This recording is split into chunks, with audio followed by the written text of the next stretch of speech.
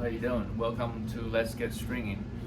What we got right now is a Babolat Pure Strike. I don't know if it's Gen 2. I think it's Gen 2. 16 by 19 string pattern, standard 100 square inch racket, 300 grams. So we're gonna get it mounted and strung. He's going with a Head Lynx Tour 17 gauge at 50 pounds. So Babolat logo up on a butt cap.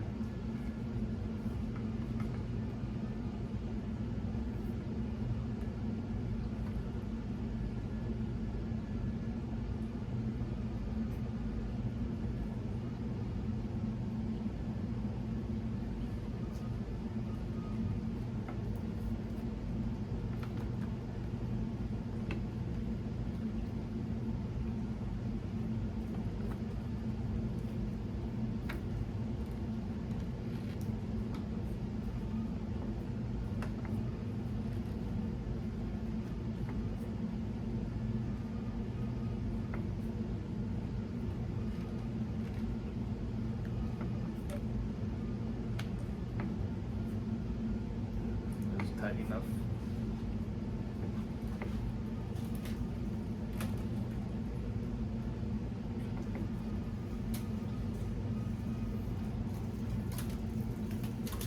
So it'll be 50 pounds, no pre-stretch.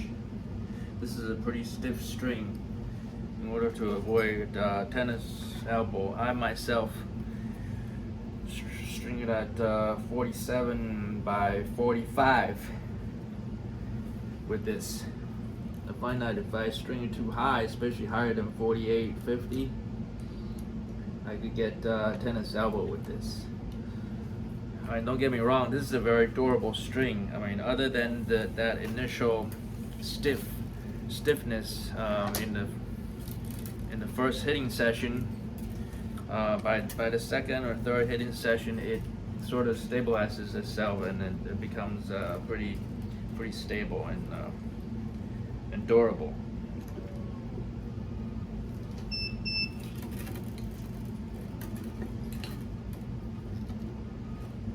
So as you can see, the racket has 8 grommet holes in the throat. That's why we started stringing from the head instead of the throat. And adjust my machine clamp tension.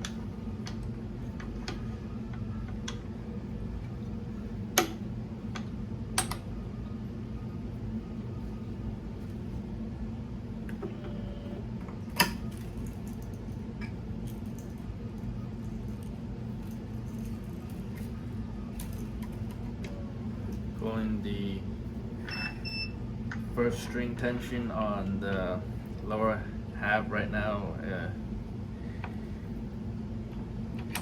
I would call it the left half.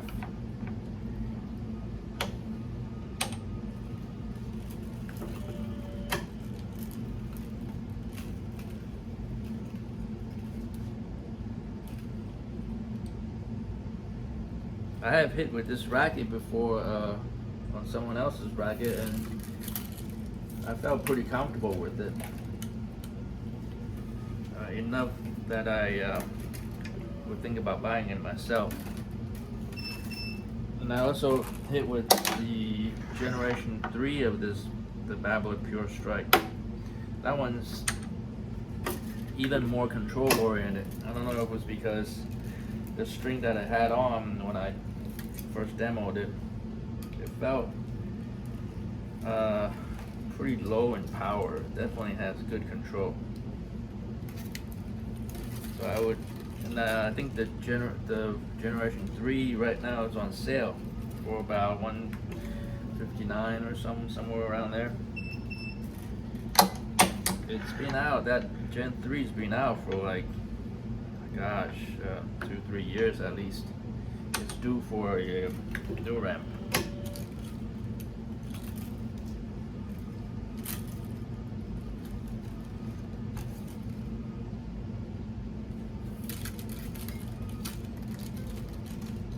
3 done. Going to the right hand side for the tension to the reference, 50 pounds.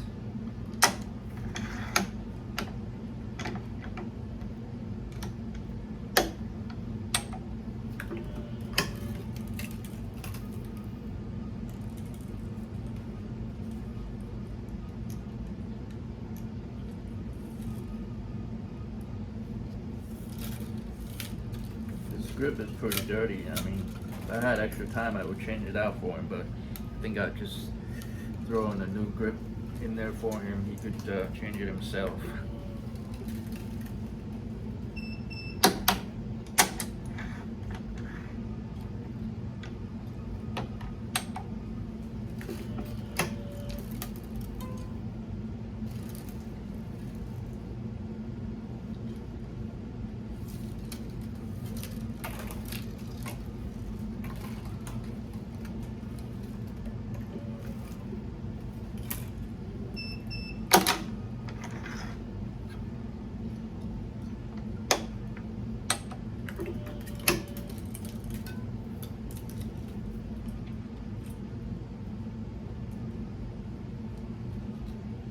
Got 3 done on this side too.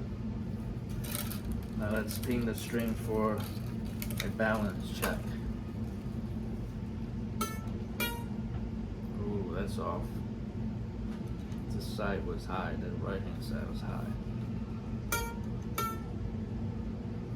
That flipped it. Flipped it back again.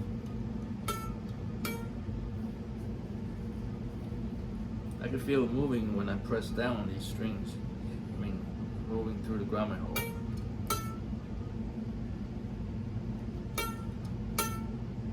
Okay, that helped a lot.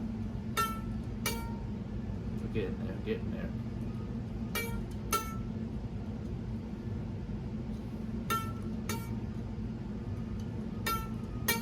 That's close enough. That's the same.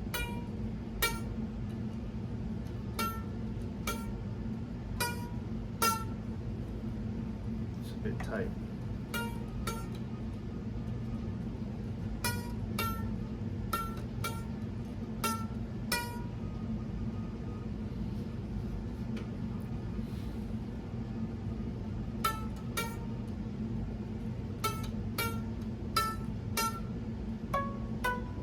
Okay.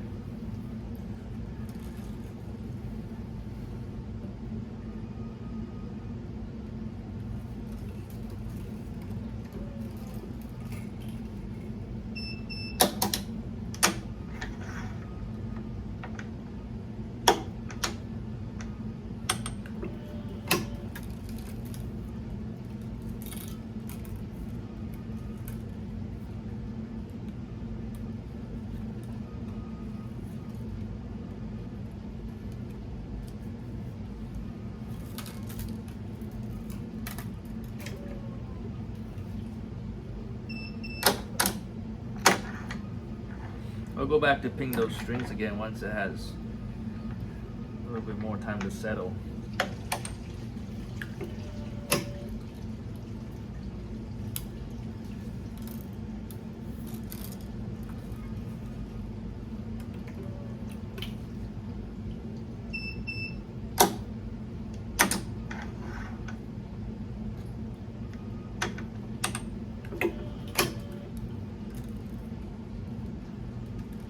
Skipping a grommet hole.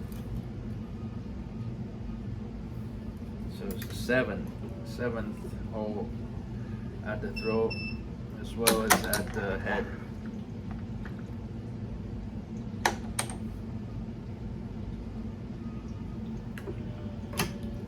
I did the 7th one strong too. Now pre-weave the 8th one, skipping another hole up at the head as well as at the throat. So this racket has 2 skips.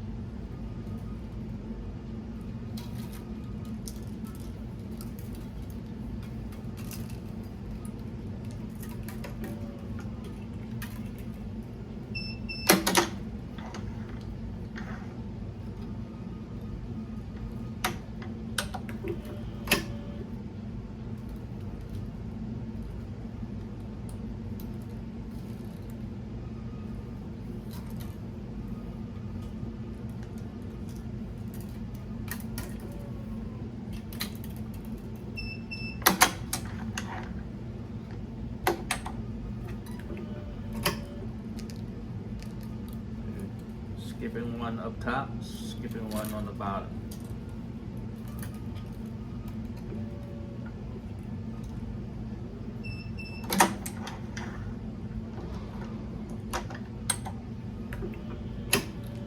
Okay, and for the final string, we skipped one hole on the bottom and also on the top.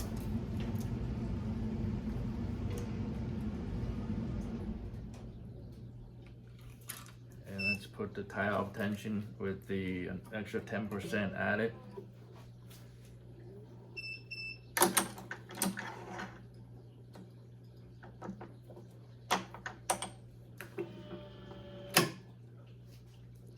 Same thing on this side with the extra 10%.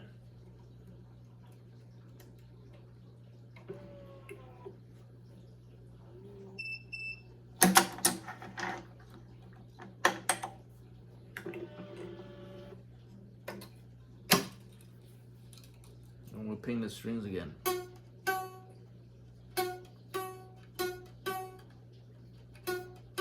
It's about the same.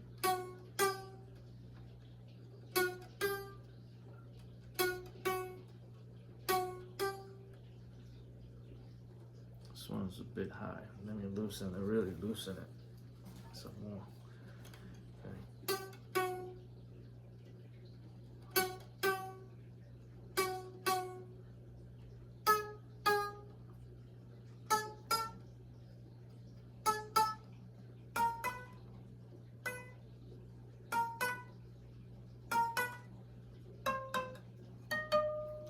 These side ones are a little bit different. I won't worry about it too much. Okay, let me tie it off.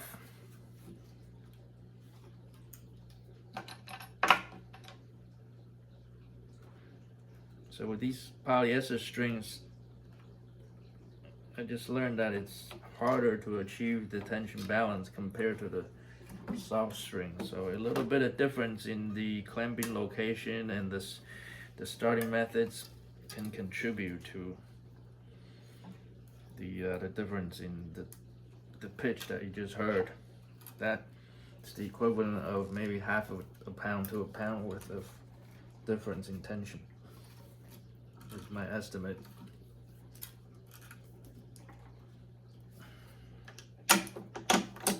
But everything will sort of even itself out once the cross strings are installed,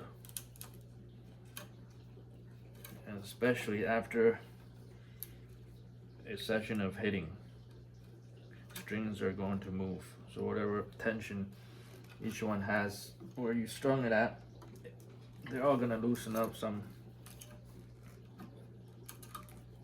strings will move more so than others, depending on where the ball is strike on the string bed. I mean, obviously the strings in the sweet spot are going to move the most, and that's going to alter the tension right away. Okay, we're ready for the crosses. Took us less than 15 minutes to get the mains done. Pretty happy with that. On the last string job, it took 17 minutes. 1, 2, 3, 4. Yeah, however, I think on the last string job, I had also recorded the part where I pulled the strings out of the reel and trying to cut it and everything. 1, 2, 3. This time I had them cut and prepared prior to starting to record.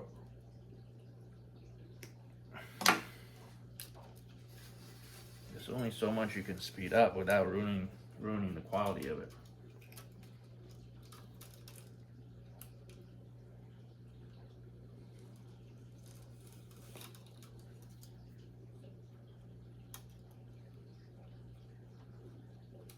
Some strings are harder to weave than others. Some colors are harder to see than others. Therefore, we're slowing down.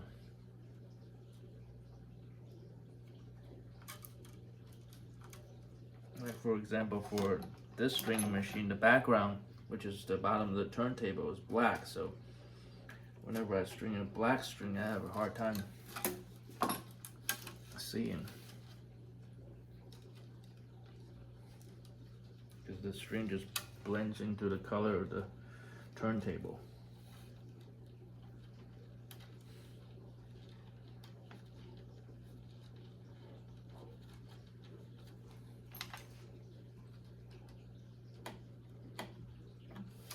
Okay, I don't use a start knot, but instead I use a tie-off knot.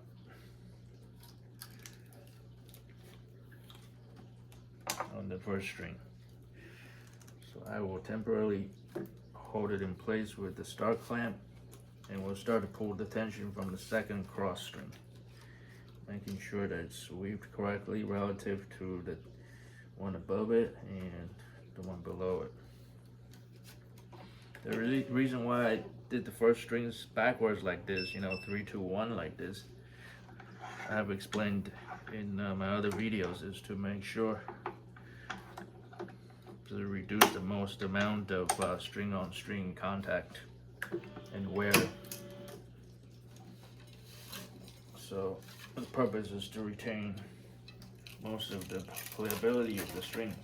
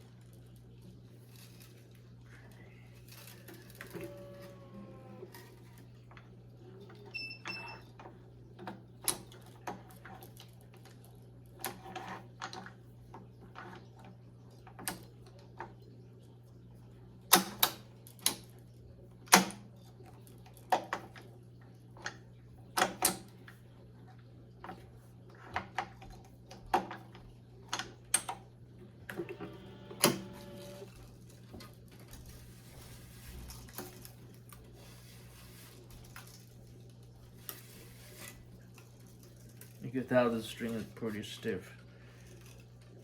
It's has high amount of string memory.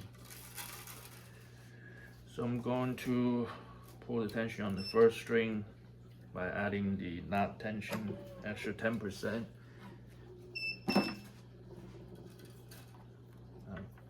Clamp it off with the starting clamp, making sure to stay away from the tie-off knot. There's a tie-off grommet hole, which is that one.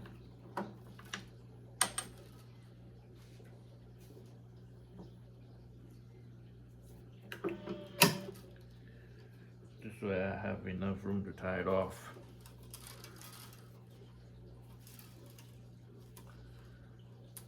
You can't move it out of the way too much, otherwise you'll have too big of a length of the string that's not being tensioned. So that won't be good.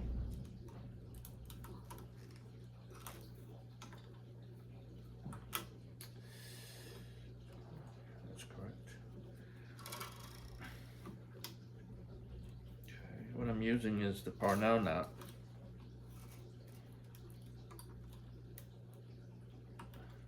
I usually use the Parnell knot for smaller grommet holes, and the Wilson Pro knot for the bigger grommet holes.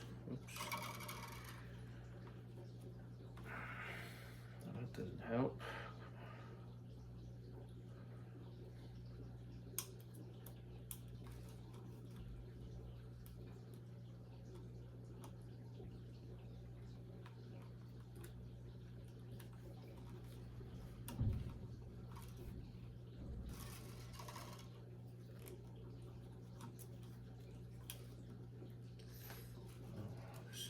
Pull the wrong side.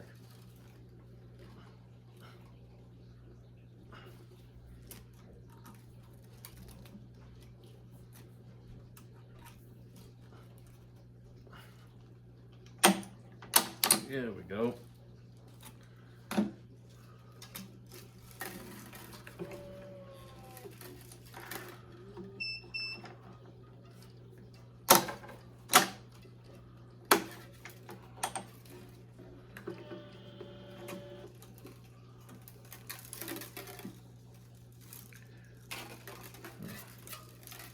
I didn't pre-weave this, huh? Supposed to.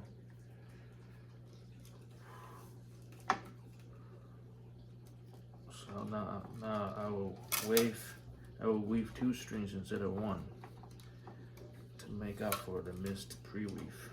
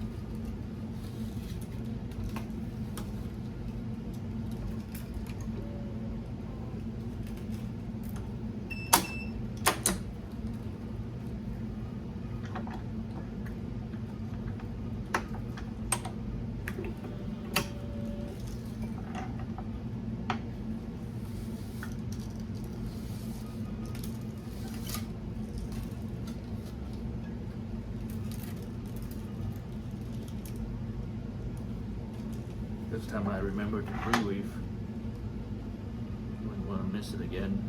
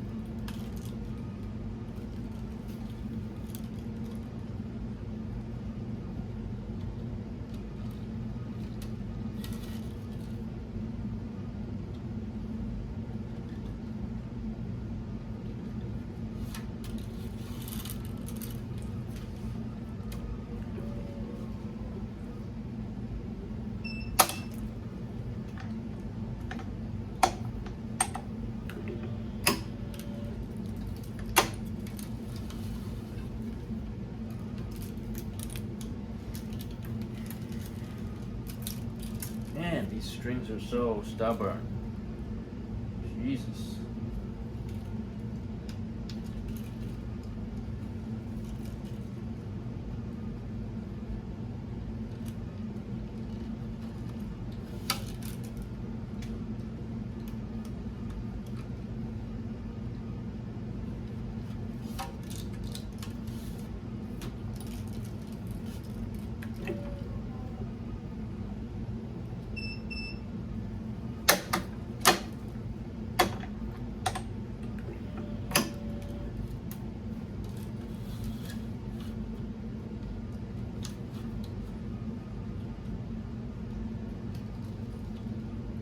This is the last time I'll be able to pre-weave.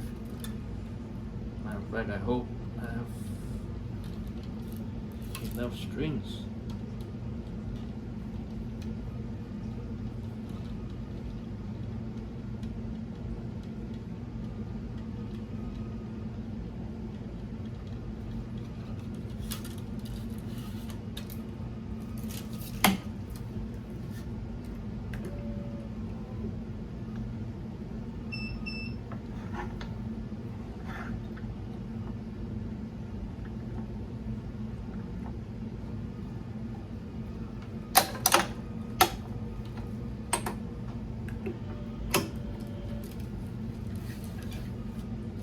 Let's see, we got 1, 2, 3, 4, 5 left. 1, 2, 3, 4, 5. Oh man, we're cutting it too close. We might have to use the extension.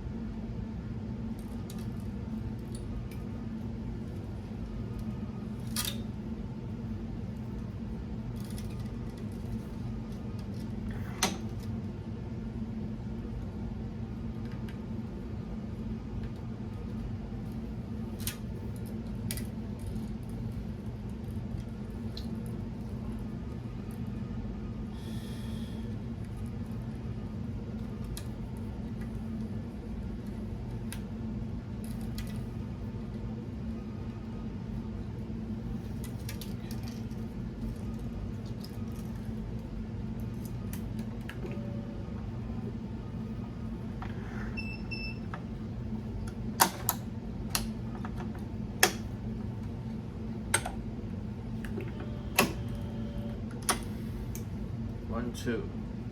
2 more left. 1, 2. Might just be okay. We'll see.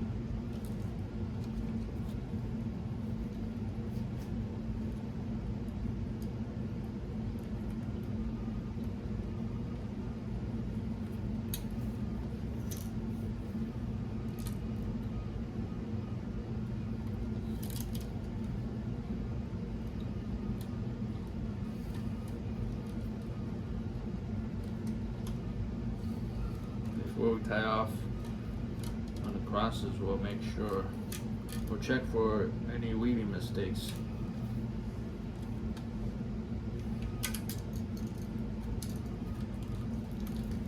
I'm trying to reduce the kink.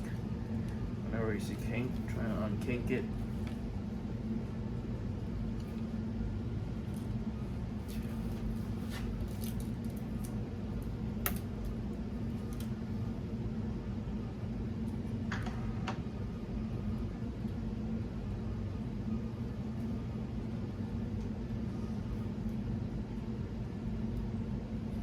No mistakes so far.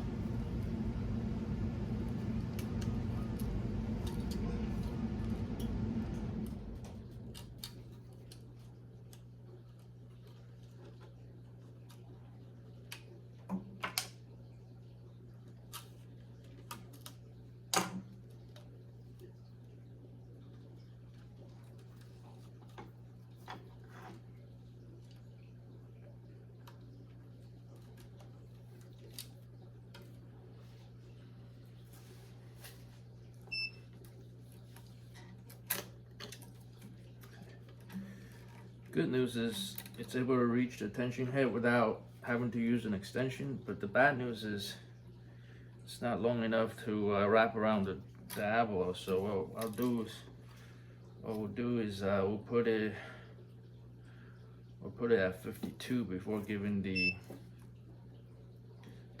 before adding the 10%.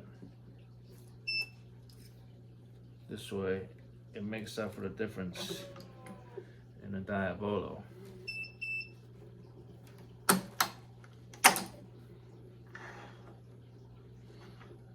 My gravity clamps haven't been dropping today at all on the crosses.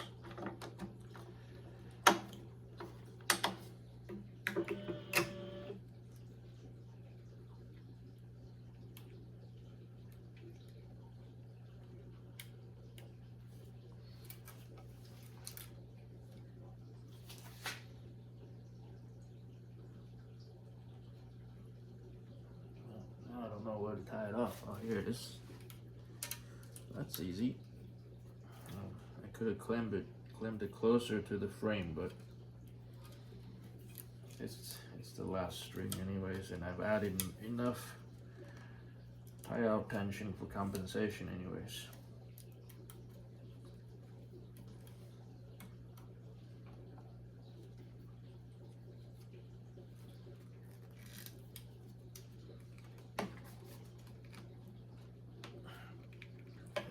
Getting some of this slack out.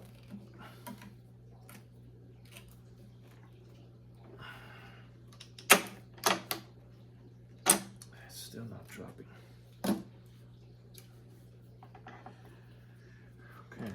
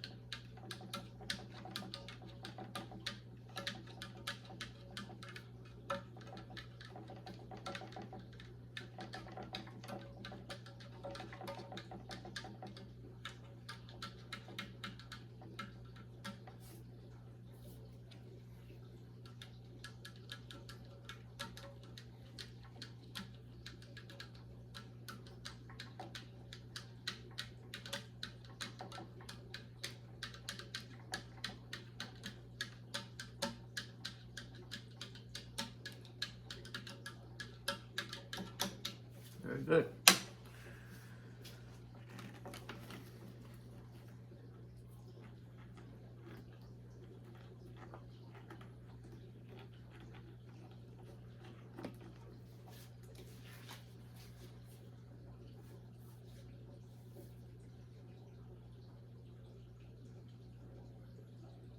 Perfect. Okay. Thank you very much for watching. It's time for me to hit the tennis courts for some hitting.